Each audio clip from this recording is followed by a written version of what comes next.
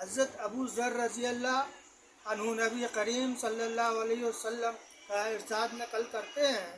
کہ اللہ تعالیٰ نے ارشاد فرمایا، میرے بندے، میں نے اپنے اوپر ظلم کو حرام قرار دیا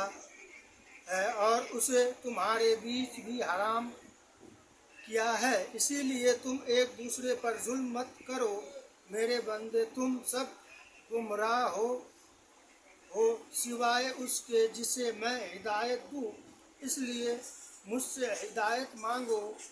میں تمہیں ہدایت دوں گا۔ میرے بندے، تم سب بھوکے ہو سوائے اس کے جس کو میں کھلاؤں، اس لیے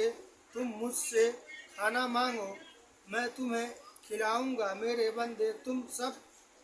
ننگے ہو سوائے اس کے جسے میں پہناؤں، تو تم مجھ سے لباس مانگو، میں تمہیں پہناؤں گا۔ میرے بندے، تم رات دن گناہ کرتے ہو اور میں تمام گناہوں کو معاف کرتا ہوں، تو تم مجھ سے بخشش طلب کرو، میں تمہیں بخش دوں گا۔ میرے بندے، تم مجھے نقصان پہنچانا چاہتے ہو، کبھی نقصان نہیں پہنچا سکتے، اور تم مجھے فائدہ پہنچانا چاہتے ہو، ہرگز فائدہ نہیں پہنچا سکتے۔ میرے بندے، اگر تمہارے اگلے پچھلے انسان اور جنات سب اس آدمی کی طرح ہو جائے جس کے دل میں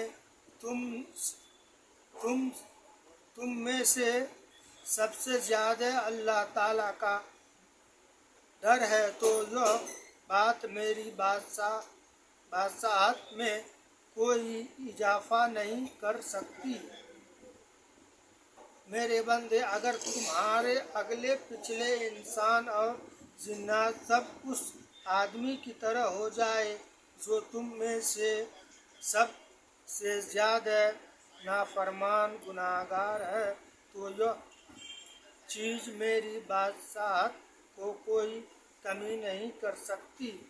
میرے بندے، اگر تمہارے اگلے پچھلے انسان اور جنات سب ایک کھلے میدان میں جمع ہو کر مجھ سے سوال کرے اور میں ہر ایک کو اس کے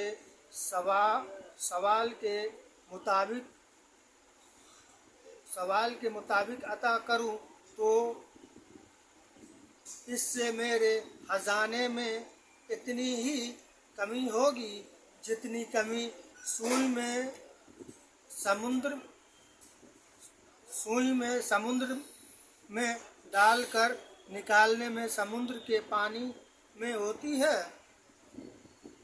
اور یہ کمی کوئی کمی نہیں ہے۔ اسی طرح اللہ تعالیٰ کے خزانوں میں بھی سب کو دے دینے سے کچھ کمی نہیں آتی۔ میرے بندے، تمہارے اعمال ہی ہے جس کو میں نے تمہارے لیے محفوظ کر رکھا ہوں، پھر تمہیں اس کا پورا بدلہ دوں گا۔ جو آدمی اللہ تعالیٰ کی توفیق سے نیک عمل کرے تو اسے چاہیے کہ وہ اللہ تعالیٰ کی تعریف کرے، اور جس آدمی سے کوئی گناہ ہو جائے تو وہ اپنے ہی نفس کو ملامت کرے، کیونکہ اس کے گناہ کا ہو جانا نفس ہی کے تقاضے ہیں۔